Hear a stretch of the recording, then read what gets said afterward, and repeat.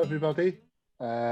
Welcome to our second workshop with our wonderful artist, Carrie Francis. If you were here last week, I'm sure you'll have been mesmerised by her skills.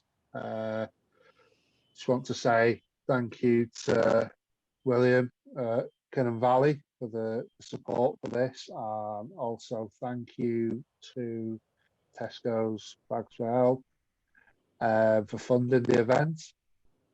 So if any of you again weren't here last week, Carrie's been with DAC for, I think she said, about 6 years, but it's been a busy week, so I could have forgot. She has a keen interest in illustration, and yeah, I really enjoyed last week. I was even brave enough to have a go myself. So William, do you want to say something? Yes, definitely. Thank you for putting on this event. It's brilliant to have these live events on Zoom, whilst many places are still inaccessible or closed. This came about because of work between DAC and Cunliffe Museum when we originally planned to put on an exhibition together as part of the DAC's annual exhibition. Fortunately, due to the pandemic, we weren't able to host the exhibition this year, but we were delighted to be involved in the creation of in helping select eventual winners. And originally, this funding was going to be part of our engagement during the exhibition. Nonetheless, I'm delighted that we've been able to put something on together and with the work of DAC to put this together and host it to highlight some of the brilliant work DAC artists do all the time. So I'm delighted to have these events on. So thank you for coming along today, and thank you for supporting both our organisations. If you are interested, Cunliffe Valley Museum is now open to the public as well. We're open Thursdays to Saturdays, 11 a.m. to 4 p.m. Brilliant. Cheers. Thank you, William. So without further ado, I shall pass you over to Carrie and she can start her workshop, which will be followed by a short Q&A session. Thank you, Carrie. Thank you, Alan. Afternoon, everyone. Welcome to the limited colour palette workshop. Some of you were asking about the equipment you needed. Don't worry, I'm going to be setting up my own equipment during the demonstration due to the type of paints that I'm using. But as this is a colour workshop, you can use whatever colour materials that you have to hand. But as it's a limited palette, just attempt to get as close as you can to the colours we're going to be using. So I'm going to switch to my overhead. This is the image we're going to be doing today. And I am going to set up my colors. Now I'm using acrylics, which are a fast drying paint. That's why I chose them for this workshop, because you need to be very quick with these because they are very fast drying. I will allow, I'm allowing white for this because you can't mix it. So this is titanium white for those of you who are using paints. I've chosen to go for a brown paper because I always say use the color of your paper to your advantage. Now this is Naples yellow, which is it's a very Mediterranean color. It's not as bold as cadmium yellow, and it's sort of got some what I would describe as peach undertones to it. It's one of my favorite shades of yellow to use. And we've got this color, which is buff titanium. If you were mixing this, it would be a mixture of brown, orange, and white. It's very close to a dirty skin color. Well, I say when I say dirty, it's not peach. It's a very muted skin color. You can't see it well on the camera, but it's a bit more brown than peach would be. Then we've got raw umber, which is a very dark brown. I always find it odd that when you see raw and burnt on colors, raw tends to be darker than the burnt. Then we've got Prussian blue, which is a very dark blue. And the main reason this and the raw umber are in here is because we are going to be mixing black. You can mix black. Not a lot of people realize that. And sometimes using a jet black is a bit too stark. We wanted to be quite muted for this. And finally, you won't need a lot of this. This is alizarin crimson, which is a very, very strong pink color.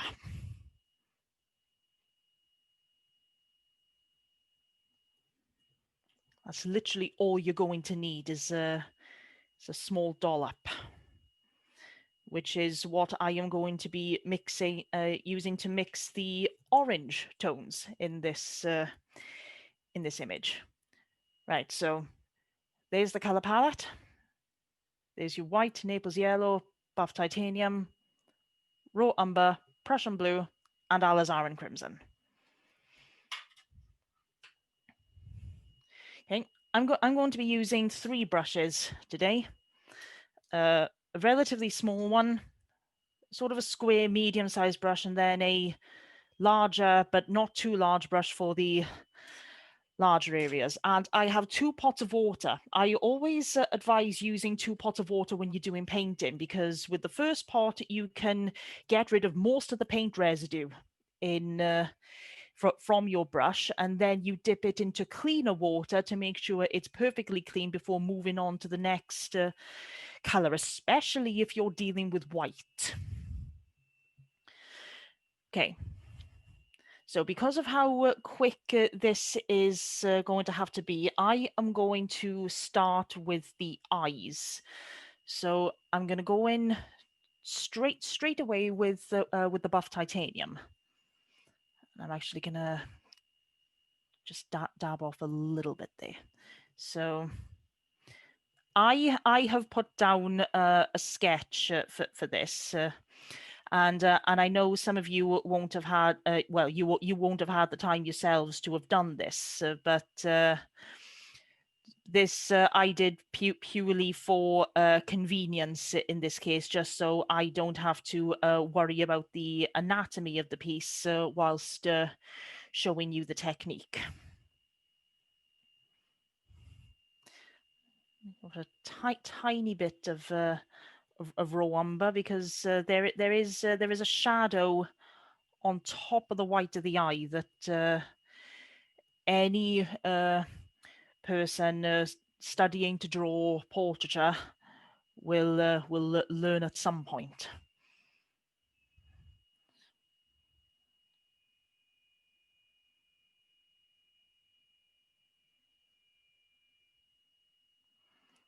Remember, this workshop is just about mixing your colors as well.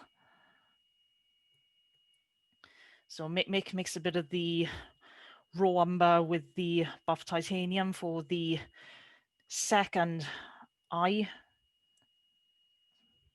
because it's in more shadow than the first.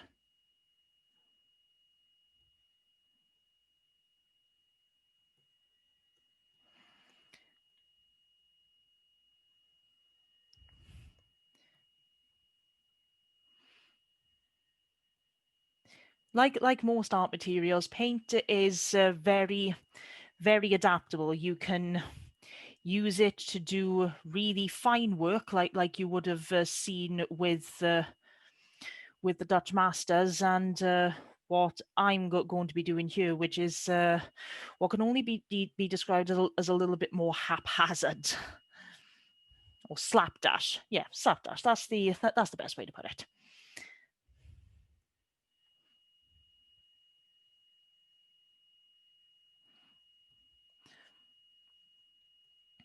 A lot of people I know don't a lot of artists I know, actually, that's the better term to use here, do not like using acrylics purely because of how fast they dry. That's why you tend to see most amateur artists working with watercolors, because mistakes with watercolors are easily rectifiable. Not so much with acrylics. With acrylics, you can technically paint over things, and with the speed at which these paints dry, that is very, very easy to do. Now, mixing black, simple. Just mix a dark brown and a dark blue, which is why I went for the arguably the darkest brown and the darkest blue that I have.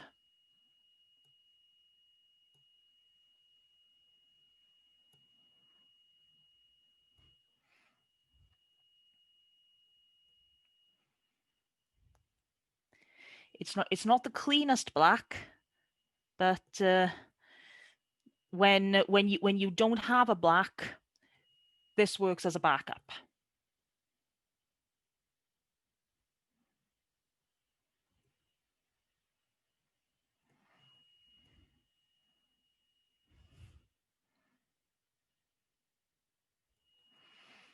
Acrylics tend not to be the best mixers unless you're laying it on thick, which again is another reason why I think a lot of artists that I know of don't like using them.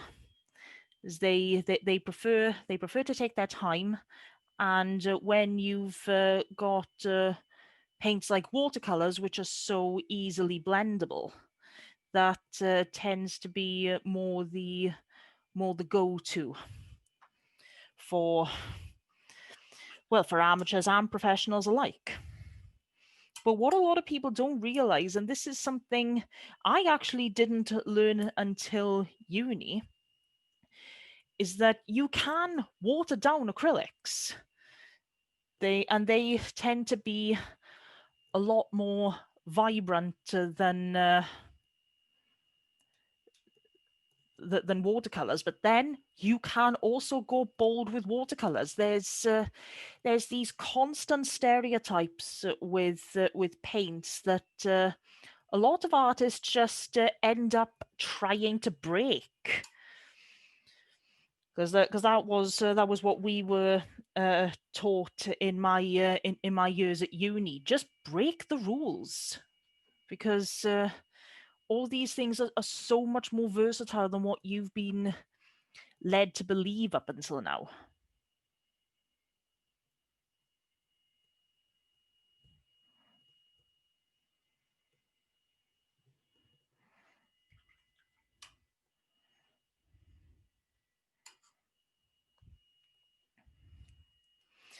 Okay.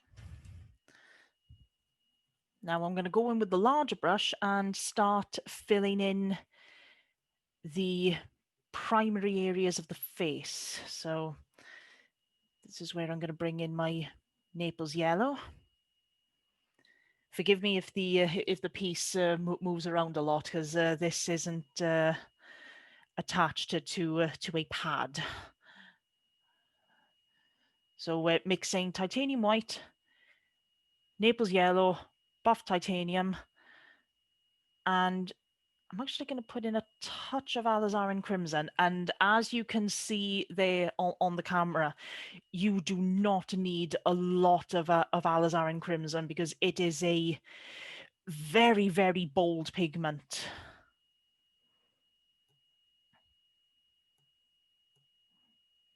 A bit more yellow.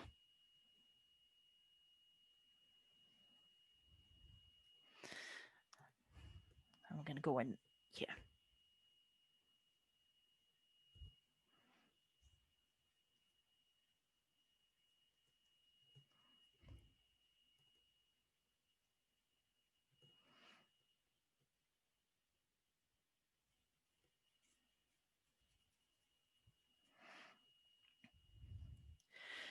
Now, I personally tend to use watercolor paper for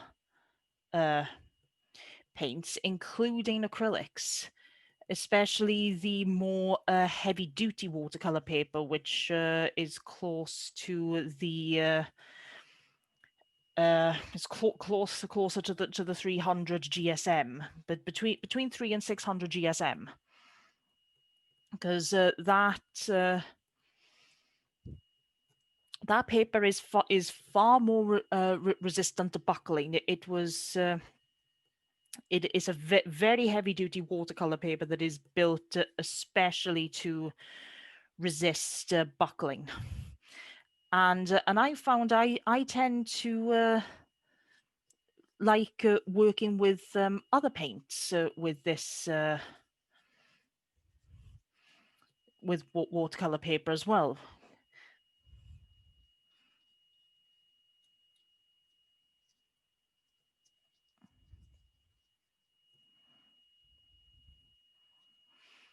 I don't often use oils. I've always had a problem with oils. We just don't get along. And also particularly because you have to use white spirit, or odorless or not. I'm never keen on putting myself anywhere near that stuff, and unfortunately, this is especially relevant for me at the moment. I'm afraid what you can't see on camera is that I have actually sustained a pretty bad injury to both of my hands because of oil paints. The last oil painting I did has done some pretty bad damage to my skin, and I'm not entirely certain how, because I was I was very, very careful with using them, but clearly not careful enough. So don't be like me. Wear gloves when you're using oil paints, people.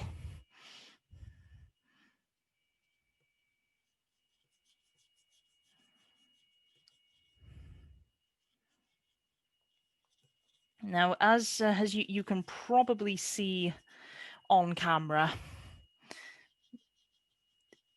these acrylics are drying up very fast, and as a result, they're not as blending as well as some other paints would be,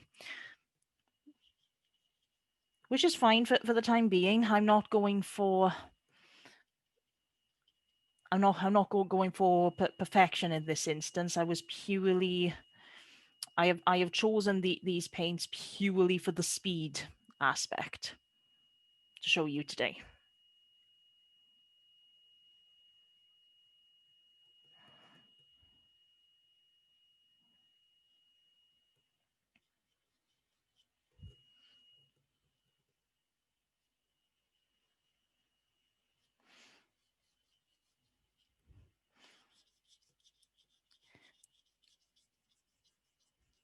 I say speed, and yet we're already at 10 minutes left.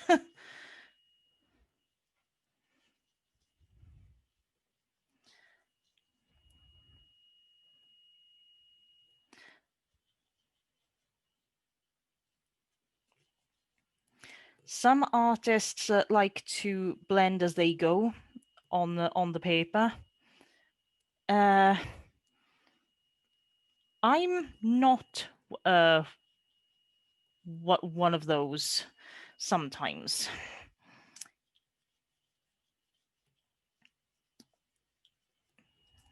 Again, it depends on the medium I'm using. But as for blending on paper, like for example, the wet on wet technique for watercolors, I tend to pick my battles with those. If it works for the situation, then that's what I'll do. If it's not likely going to work, oh well, let's find another way around it.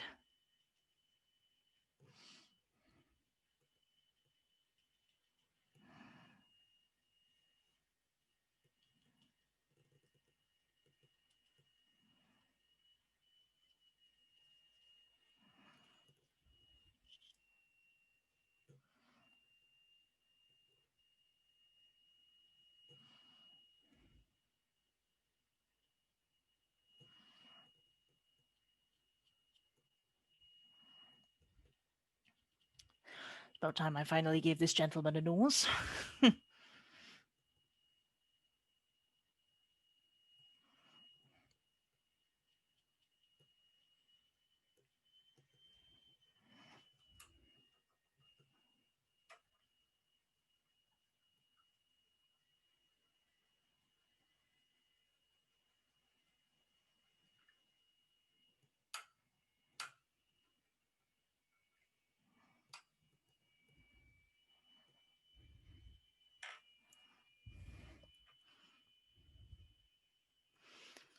Switching back to the smaller brush here, just to get some finer details in here.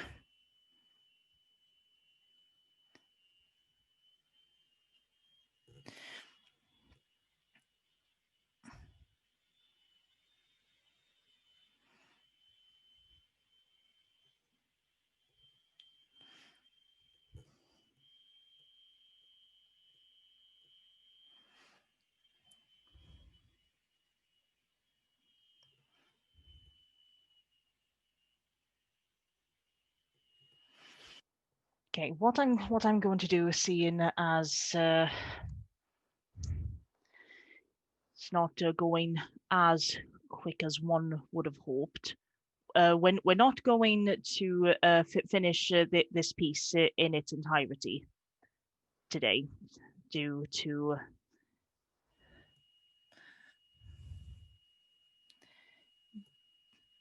well, full color pieces take a lot longer than black and white pieces for a reason. So I'm just going to quickly put in some of the missing pieces on the face and just show you how to mix the other colors before we call it for the demonstration. But I'll fill in the areas of his beard here. Carrie, if Yes? you'd like to take 10 minutes over into your Q&A, that's more than fine. It's, you know, it's no point in you rushing it. Well, I'll be unlikely to finish regardless of time, but Okay, I might yeah, I might take an extra 5 just to make it look a little more human. Brilliant. Okay. Okay, thank you.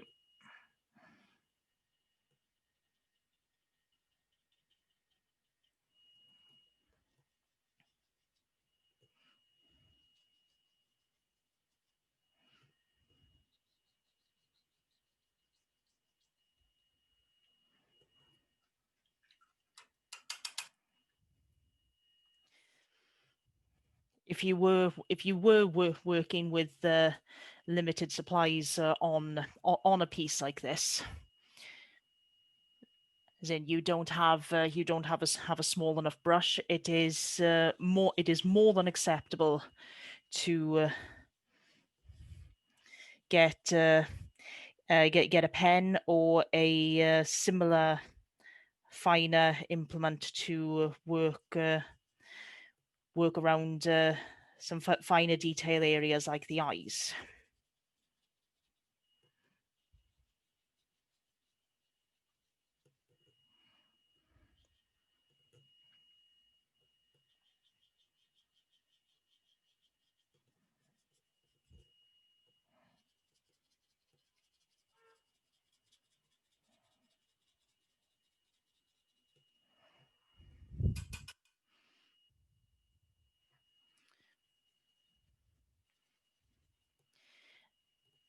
as you can see on my palette, that these some of these paints are drying up very, very fast.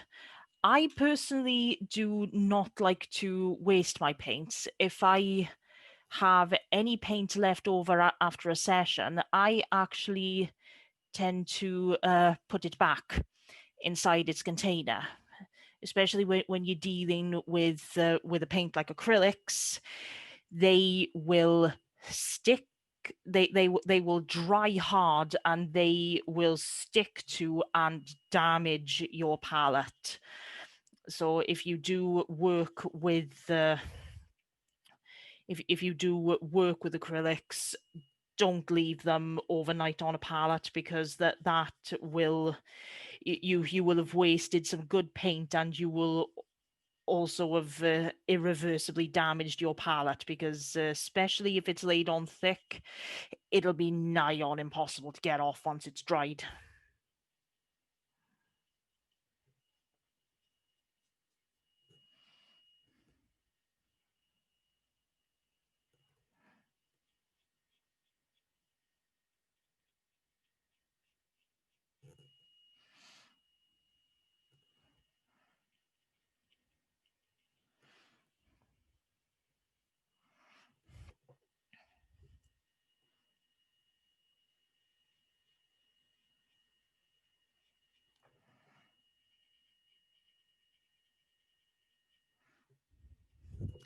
But yes, I've seen a comment in the chat about gloves being cumbersome, and yes, to be honest, that is precisely why I don't often deal with oil paints, because I find that they require a lot more equipment than your other regular common paints. And the reason I actually did the oil painting in the caused my injury was because I had a lot of oils left over from my days in uni, and I thought, well, I might as well use them. But yes, use them to my detriment, it seems. It's still an ongoing problem that I am looking to fix.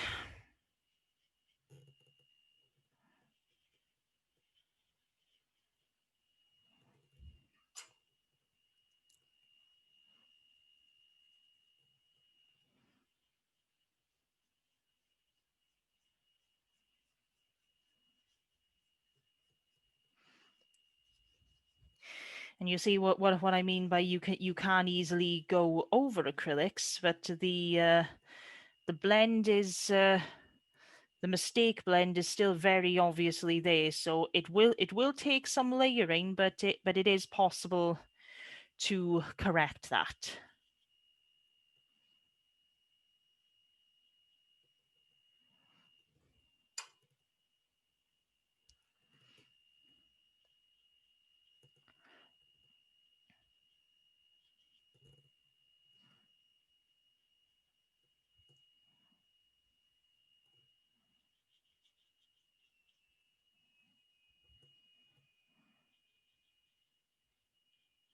I added a bit too much buff titanium there, so I'm adding a bit more of the raw umber and Naples yellow mixture to try and tone it down.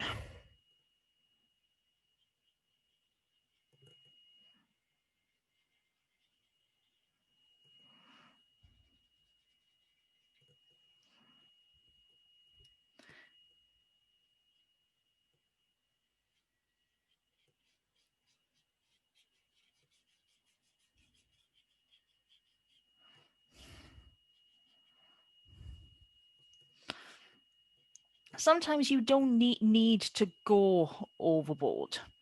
Just the slightest hint can be enough.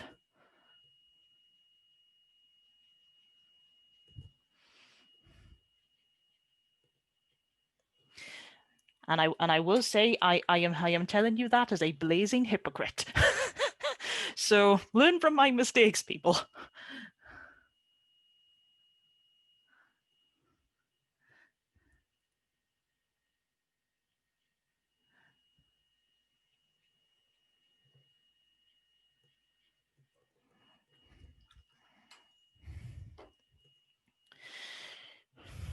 Right, so let's mix this this orange color as a final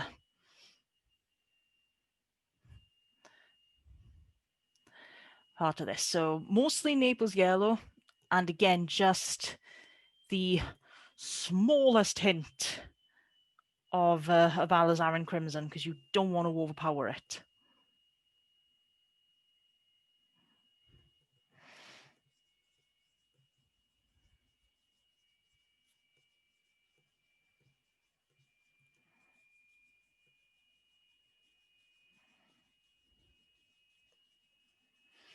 Again, as somebody who doesn't like to waste their paint, just be aware of how much of a certain color that you do mix, because sometimes if you in this case, sometimes it's better to have less of the mixture than it is to have a lot, even if you plan on using that particular mix in the piece you are currently doing.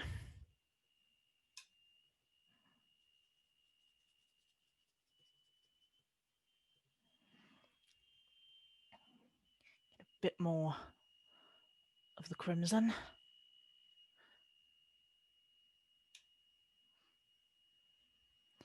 And I've done exactly what I told you guys not to do.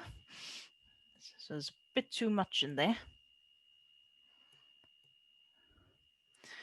We're going to do just a little bit of this of the bandana, just to mix some of the blue for you. So Prussian blue, bit of the buff titanium. Now, any blue pigment is usually very, very strong. So again, you only need a small amount. As you can see, I'm having to add quite a lot of buff titanium in order to tone this down.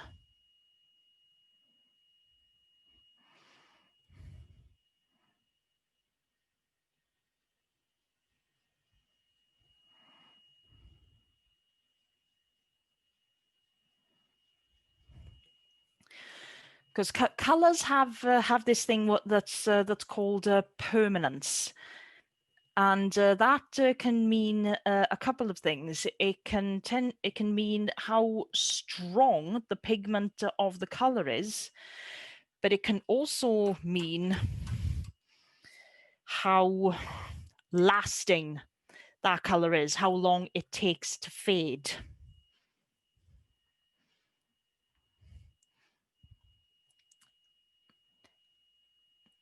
And of the paints that I've got here, probably the one with the strongest permanence is the alizarin crimson.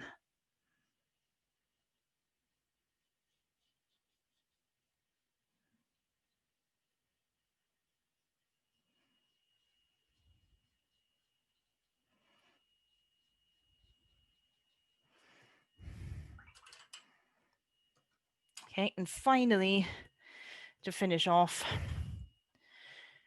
just so I don't waste it, I'm going to get the big brush, and I'm going in with a lot of that raw umber and the Prussian blue. And again, even in this state, as it's actually not as clear on camera as it is to me, as it is to you rather, but I've had to add a lot of I've had to add a lot of raw umber to the Prussian blue to tone it down, to get a color even remotely close to black in this instance.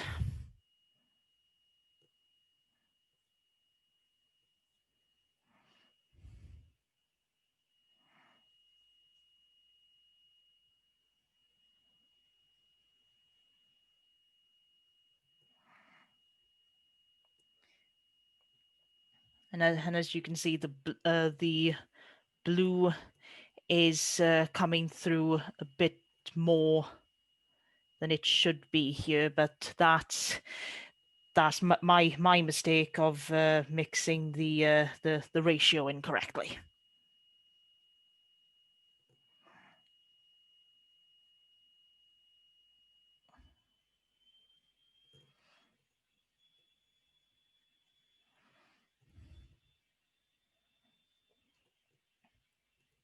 I am personally not a painter. I am more a colored pencil person, but that would have been a demonstration that would have taken far too long for these purposes. So I decided to opt for paints.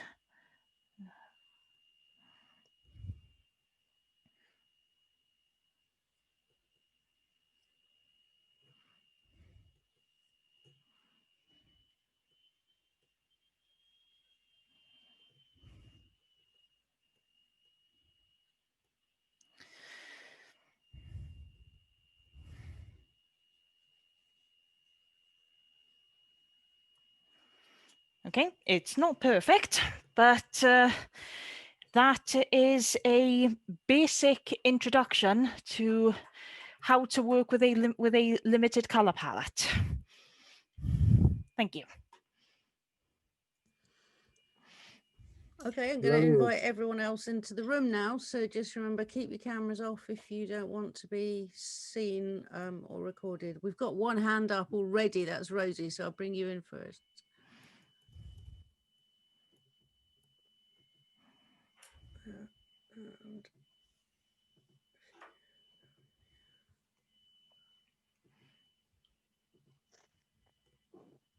Hi, thank you. Well, thank you for coming. You talked about how to keep acrylics. I know that they dry very quickly, primarily with acrylics. Sometimes it can take days and even weeks for me to do a painting. So the way I keep mine moist is in a container with an airtight lid. On the base, I put about 5 layers of kitchen roll, which I wet but then squeeze out so that they're not running wet. And not tracing paper, baking parchment paper on top. And that, if you put the lid on when you're not painting, keeps it moist. It can get a bit pongy after a while, as acrylics can if they're around for a while, but it's certainly better than losing your mixes. You do have to be careful, obviously, with mixing because you can go through the paper if you're heavy-handed. Yeah.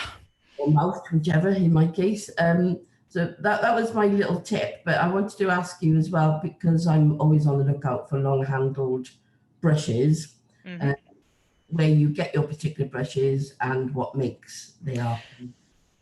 Well, my brushes are actually they're pretty old. They came from Churchill's in Pontypridd, but due to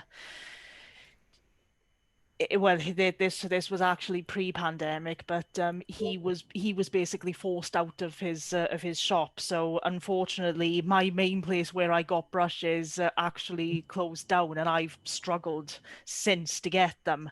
But the ones I was using here, I'll get the overhead over to show you. This square one is a Georgian hog hair. this is I think this is particularly an oil painting brush, but I use them for acrylics as well due to their similar viscosity. And this is Dala Rowney. This one is also this one's also hog hair. This one is a Pro Art. That's and there's an E on the end of art. And then this one is also Pro Art. You can't quite see that. And this is their acrylics brand. Instead of CS, it's spelt with an X at the end. And I think these are akin to sable hair. So they're not as coarse as the hog hair, but they are much stiffer than what you would get in a watercolor brush. Okay. Brilliant. Thank you very much. You're welcome. Okay, anyone else? Yeah, Hong Fong Wai had a question. It's what paper were you using, Carrie? Was that from a sketchbook? It was from a sketchbook, yes. It's a what's it called? I know the company's English. Bear with me. I'll go get it for you now.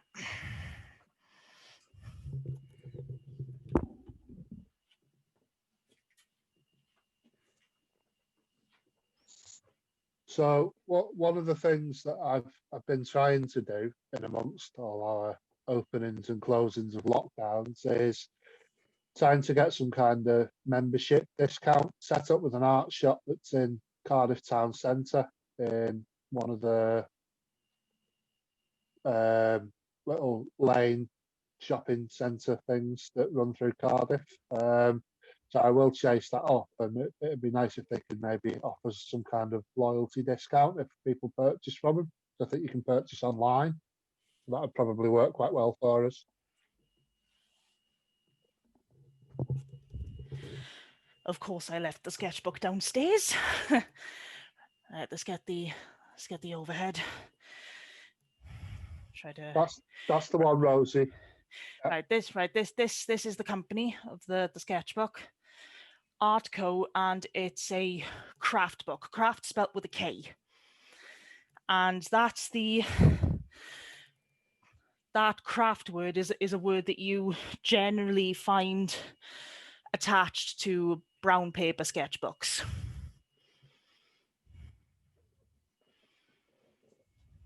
Okay. Any more questions?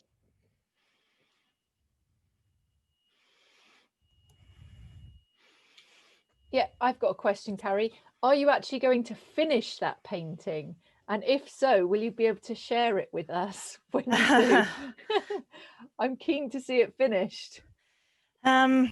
If I'm going to be totally honest, I would probably start again, and probably with watercolors, if I'm honest, because whilst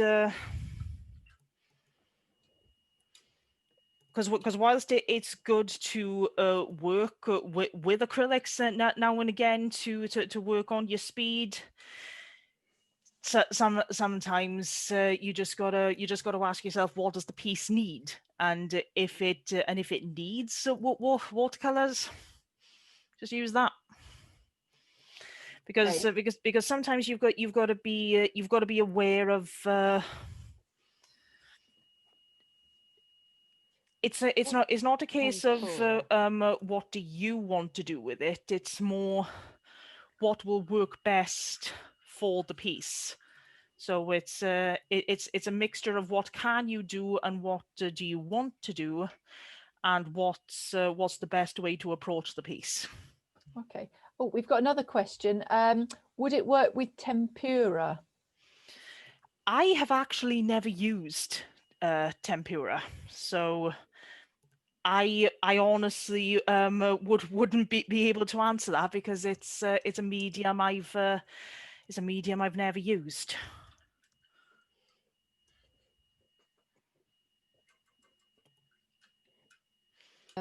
They said it is a very watery paint. Mm.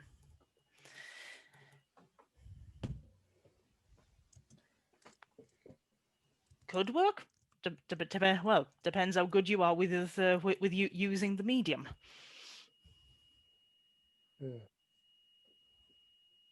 Okay. One last question before we look to wrap up. Anyone else?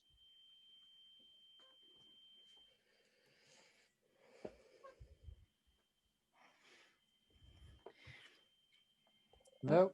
And Oh, hang on. and here's me just casually putting my paint back into their tubes.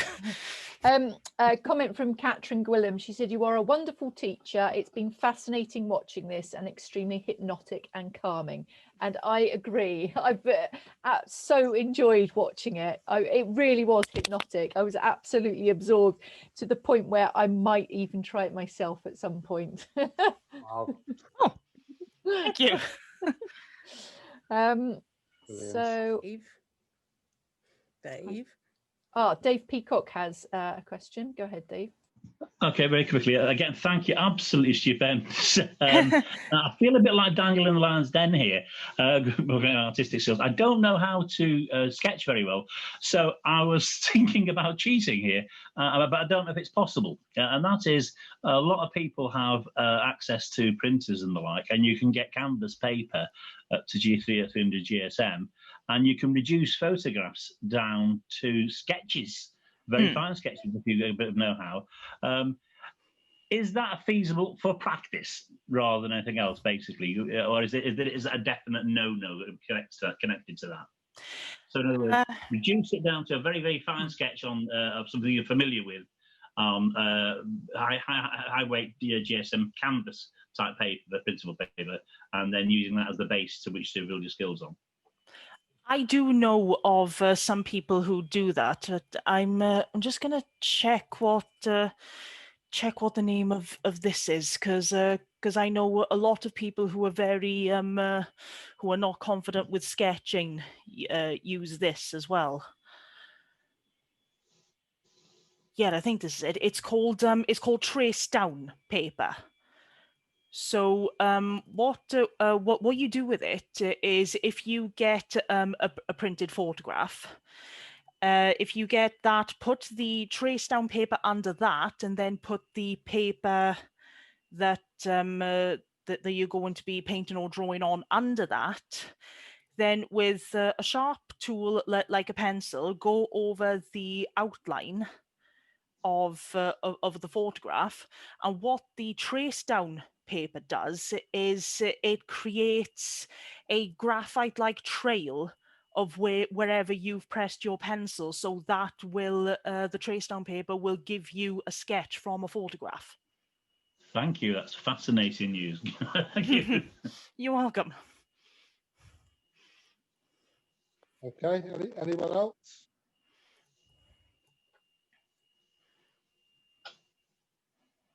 No, I think that's it. No. Okay, well, I'd just like to thank Carrie for the 2 sessions that she's done. I'd also like to thank everyone for attending, which is really good of you. I think we've got an event. Our next event's coming up on the 3rd of December, is it, Rachel? It is. Yes. Can you give us a little bit more information about that?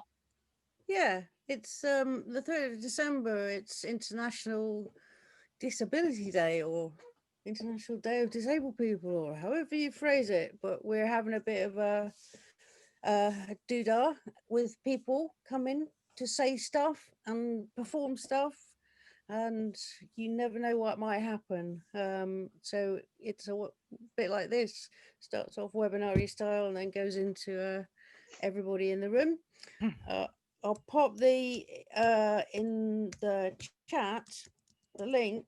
See, I'm typing and talking at the same time. Is this going to work? To It doesn't work if you don't put the HTTP in front. That's very annoying. Right, I'm putting it in there now properly. There, that's the link in the chat if you want to come along. Yeah. Yeah, Okay, I think it's going to be quite a popular one.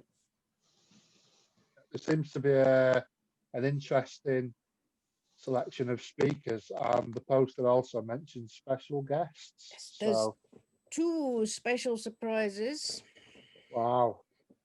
Yes. So hopefully people can make it along to that. So thanks for your time, and we'll see you all again soon. Stay And safe, thanks very everyone. much to Wendy, our captioner, as well.